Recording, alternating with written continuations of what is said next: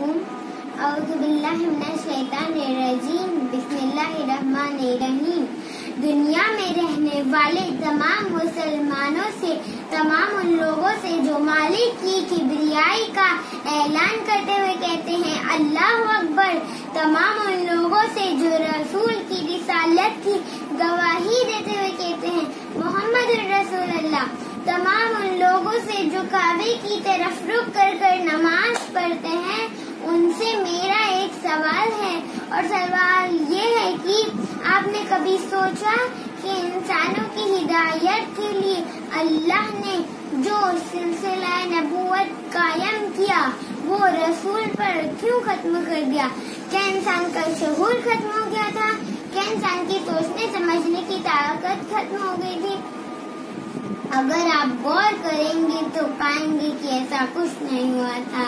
न इंसान का शऊर खत्म हुआ था, न इंसान की सोचने समझने की ताकत खत्म हो गई थी, बल्कि इंसान और समझदार हो गया था।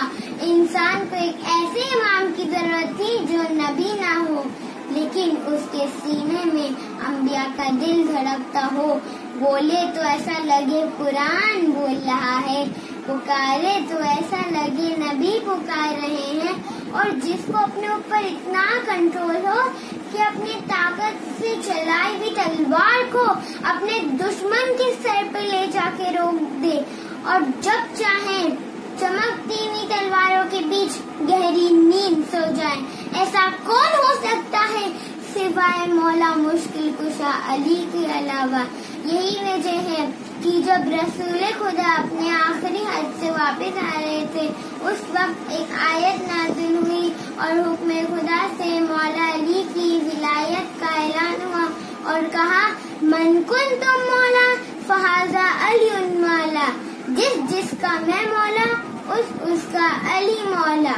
रसूल खुदा सल्लल्लाहु अलैहि वसल्लम ने फरमाया इन्नी तारिकुन फीकुम मुस्तक़िलन किताब अल्लाह इतरती अहले बैती मा तमस्सक्तुम बिहिमा लन तज़िल्लु बअदी अबदा व इन्नहुमा लन यफ्तरिका हत्ता यरदा इलैयल हौज़।